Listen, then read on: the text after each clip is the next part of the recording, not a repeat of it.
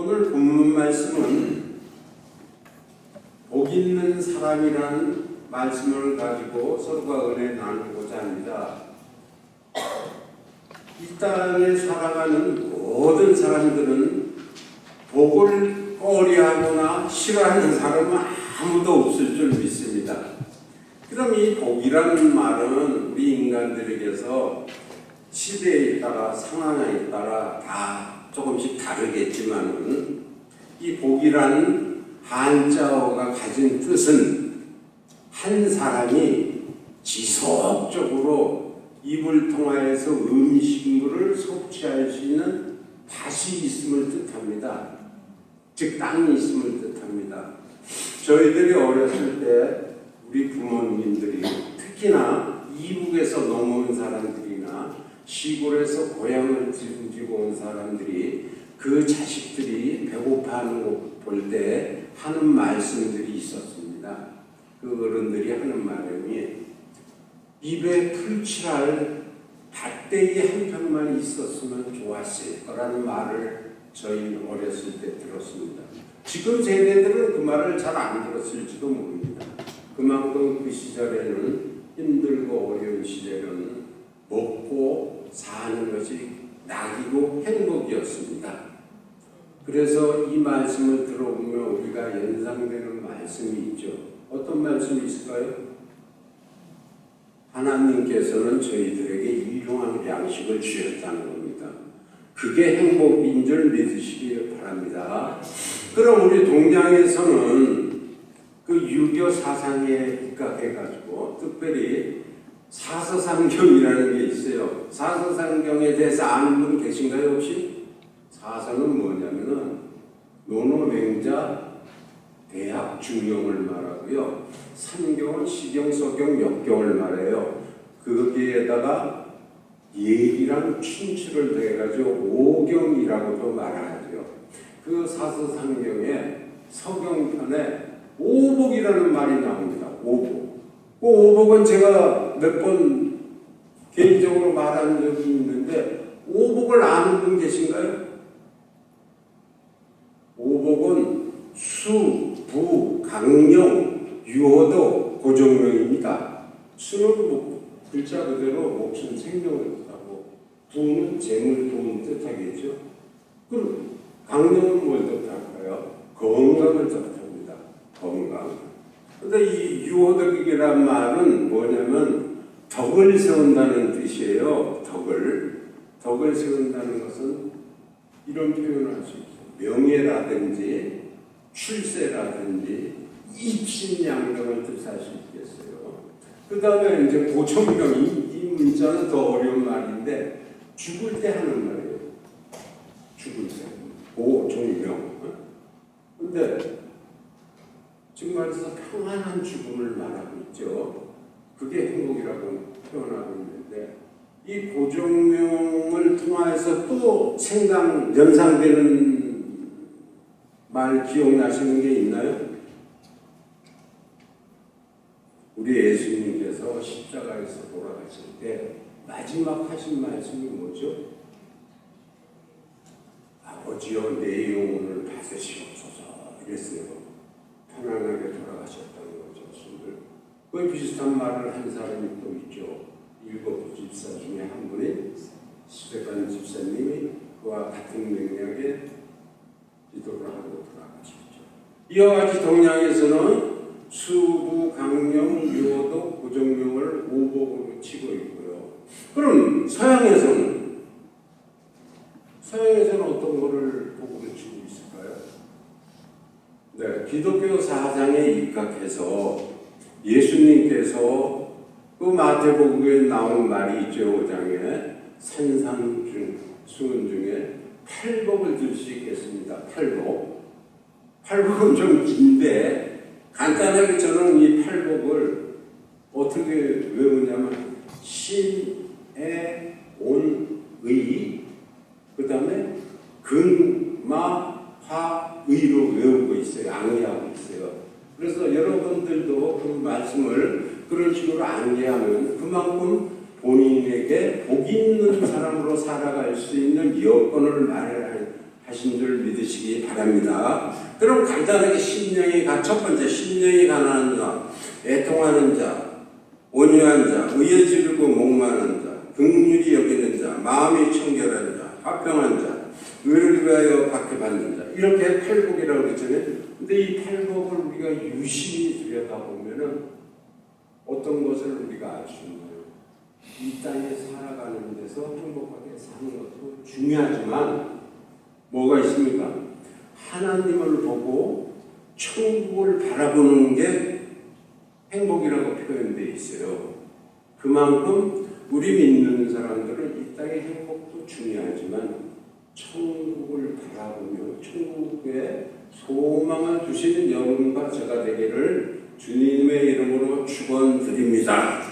그럼 이상과 같이 복을 알아봤는데 오늘 성경 본문을 읽었는데 시편 기자가 말하는 복은 또 어떤 복이 있는지 알아보도록 하겠습니다. 시편 기자가 말하기를 뭐라고 그랬습니까? 복 있는 사람은 악인의 꾀를 쫓지 않는다고 그랬어요. 그럼 그 악인은 뭐가 악이라는 뜻인가요? 한문에는 버금자 밑에 마음심자를 써놨어요. 버금이라는 뜻을 우리가 예전에는 많이 썼어요. 으뜸 간다, 버금 간다, 둘째 간다 이런 뜻이에요. 뭔가 빠져있는 거예요. 그 밑에 마음심자를 써. 이 악이라는 말은 쉽게 말해서 또 영어로 표현하기는 여러 가지 영어 표현이 있는데 바벨로니아인 이라는 말이 있어요. 영어로. 그게 악인이라는 뜻이에요. 왜 바벨로니아 사람들이 악인이 되었을까요?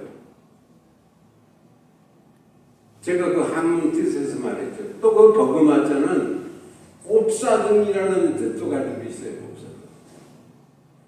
쉽게 말해서 다 좋은데 하나님의 마음이 결여된 상태를 악인이라고 그러는 거예요.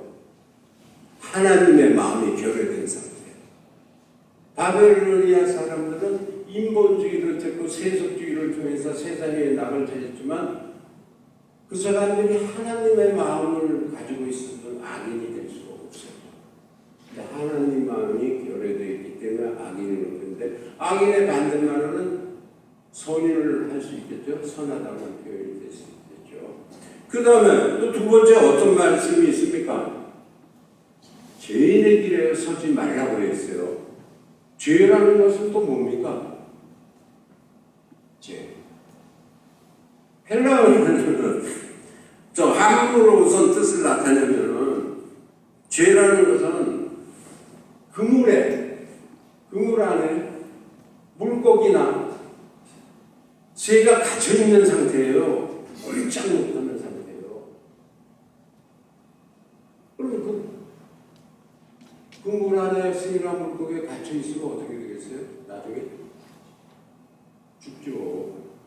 그래서 죄의 사고는 사망이라는 말이 있지 않습니까? 그리고 그 헬라어에는 그 죄라는 말이 있죠. 또 하마르티아라고 해가지고 화살을 쐈을 때 화살이 그 간형에 맞추지 못하고 빗나간 상태를 말해요.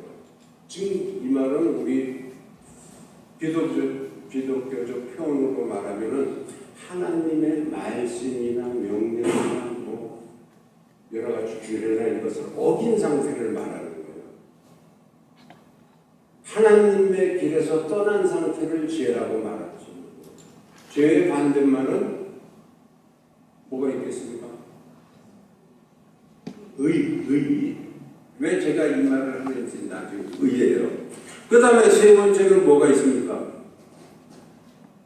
오만한 자의 자리에 앉지 말라고 하였습니다.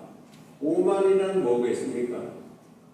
자신을 높이고 상대방을 낮추는 거예요.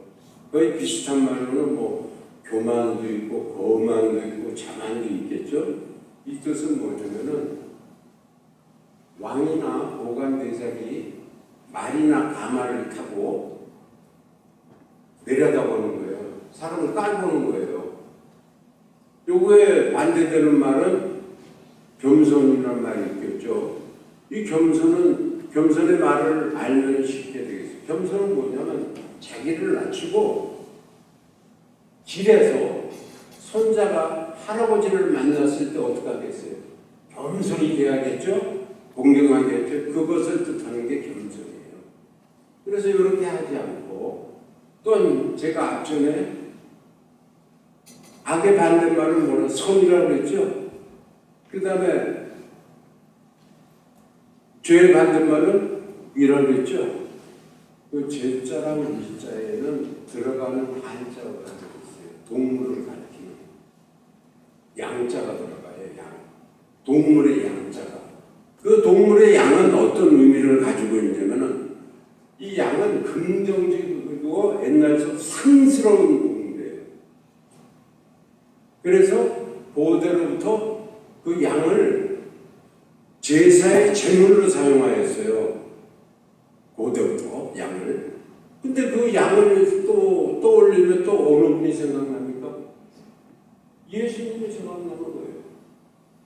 예수님, 그 세례 요한이 말했잖아요. 예수님이 지나가는 것을 보고 세상 짐을 지고 가는 어린 양이라고 표현했어요. 그래서 예수님께서 저희들의 죄를 사하기 위해서 십자가에서 제물이 되신 거예요. 그 다음에 이제 또 뭐가 있습니까? 이제까지는 하지 말라는 건데 하는 게 있어요. 그런 자리에 앉지 아니하고 어떻게 하라고요?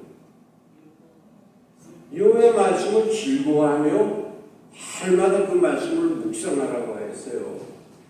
근데 이 말씀은 그냥 단지 말씀을 읽고 권성으로 읽고 그냥 알고만 있는 상태가 아니에요. 이 말씀을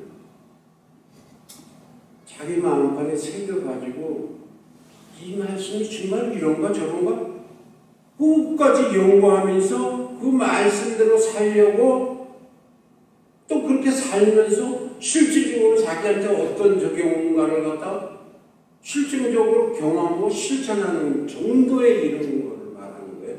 그냥 말씀을 듣고 그냥 주일날 목사님이 하는 설교 말씀 대충 듣고 집에 가서 그런 게 있었나 그냥 그저 그러면은 여호와의 말씀을 즐거워하고 그 말씀을 귀하고 묵상하는 단계까지 이르지가 않았다는 거예요. 그래서 저와 여러분이 주님의 말씀을 갖다가 복이 있는 사람이 되려면은 주의 말씀을 잘 듣고 마음판에 새겨 그 말씀대로 행하려고 아주 노력을 하셔야 된다는 말씀이죠. 그래서 저와 여러분이 이러한 지경에 이르기까지 이러한 장성한 분량에 이르기까지 열심을 내시기를 주님의 이름으로 축원드립니다. 그러면 이렇게 했으면 시냇가에 심은 나무가 시절을 쫓아 좋은 가시를 내도 그 잎사귀가 마르지 않같이 그 하는 행사가 다 형통하리라고 했었는데 시냇가에 심은 나무가 왜 형통할까요?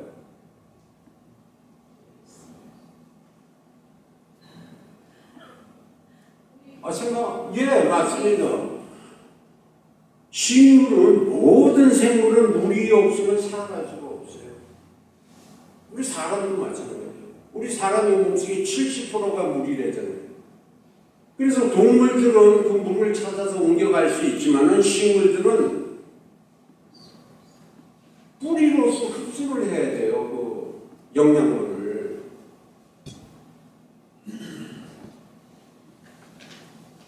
그 이스라엘 백성들이 출애굽을 하고 광야 생활을 할 때 하나님께서는 특별히 부살렉과 올리압에게 지혜를 주셔가지고 성막과 성막의 기구들을 만들게 했어요. 그 과정에서 성막 중에서 가장 중요한 요소를 뭐라고 그러죠? 지성소라고 그러죠. 그 지성소에는 어떤 성물들이 비치되어 있나요?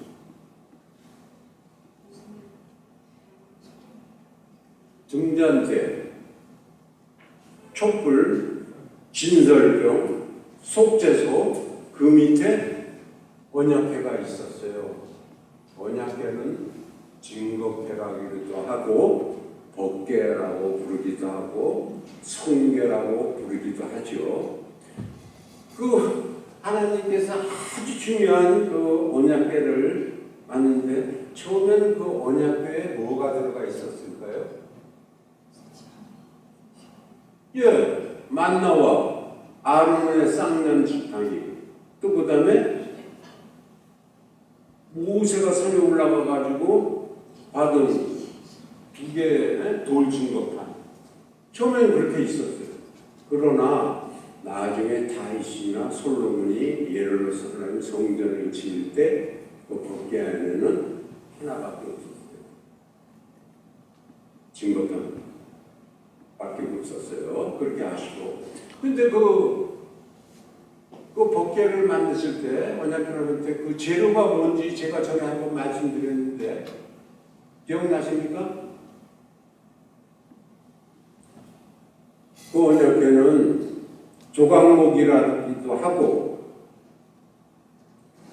그 시띠나무인데 아카시아 나무 계통의 시띠나무로 만들었는데 그 시띠나무는 아주 연약한 그 척박한 땅에서 키가 2m나 3m밖에 안 돼요. 볼품없이 생겼어요. 잡목이에요.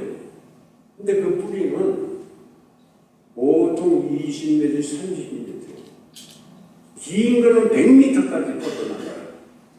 그럼 하나님께서는 왜 이렇게 백향목과 같이 좋은 아주 멋있는 나무들도 있는데 그 시띠나무를 택해서 그 중요한 성물을 만들었을까요? 네, 성경은 나와 있지 않아요. 그러나 하나님께서는 그 시띠나무가 시원하게 자기 생명을 유지하기 위해서 그 뿌리를 그 척박 땅에서 뿌리를 막 해주고 나가는 것을 그거를 아주 귀하게 보시고 이쁘게 보셨어요. 그래서 언약궤의 주 재료로 그 시띠나무를 사용한 거예요. 물론 언약궤는 그 테두리를 금으로 둘러졌기 때문에 아마 제가 알기로는 지금 시대로 그걸 만들려면 한 200억 정도 들 거예요. 200억. 그래서 여기서 저희는 좋은 교훈을 하나 얻지 않습니까? 뭐냐면은 하나님께서는 외모를 보지 아니하시고 저희들의 마음의 중심을 보신다는 얘기예요. 그래서 여러분 자기 그 겉모습을 볼품없고 배운 학식이 부족하고 물질이 부족하고 병약해서 힘을 못 쓸지라도 기죽을 거 하나 없어요. 하나님께서는 저희들의 마음의 중심을 보시기 때문에 우리들의 마음이 오직 주만 향하고 있고 쉽게 심려졌다면 아버지 하나님께서는 그것을 기쁘게 보시고 우리들을 주님의 귀한 도구로 사용하여 주실 줄을 믿으시기를 바랍니다.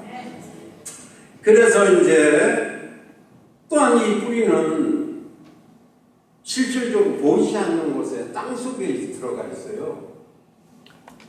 근데 식물이 잘 자라기 위해서는 이 뿌리가 굉장히 중요해요. 저도 이제 집에서 야채를 키워보지만은 뿌리가 약한 건 시들어 죽어요. 근데 뿌리가 튼튼한 거는 좋은 곳을 피면 열매를 맺어요.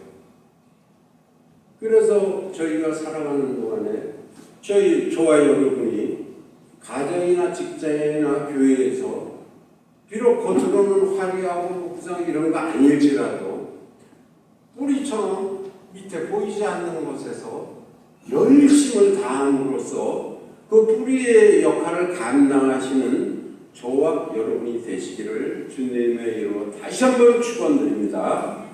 그럼 이제 오늘의 말씀을 정리해 보도록 하겠습니다. 저희들이 이 땅에 행복한 삶을 누리기 위해서는 이 땅의 아름다운 소산, 식물도 중요하죠. 건강을. 또한 이 세상에 지식이나 학문이나 기술도 필요하겠죠.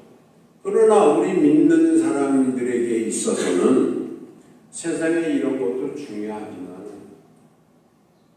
저 위에서 주시는 영의 양식 또한 중요한 줄 믿습니다.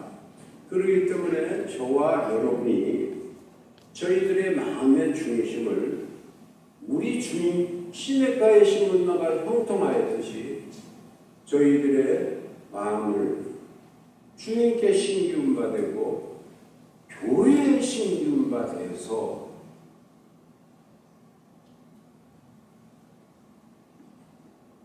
그 주님께서 주시는 생명의 생수, 성령의 생수를 우리가 한껏 받아들여가지고 우리들의 삶 속에서 아름다운 꽃을 피움으로 인하여서 주님의 향기를 날리며 또 성령의 열매를 주렁주렁 맺어서 하나님께 영광 돌리는 저와 여러분 되시기를 주님의 이름으로 축원드립니다.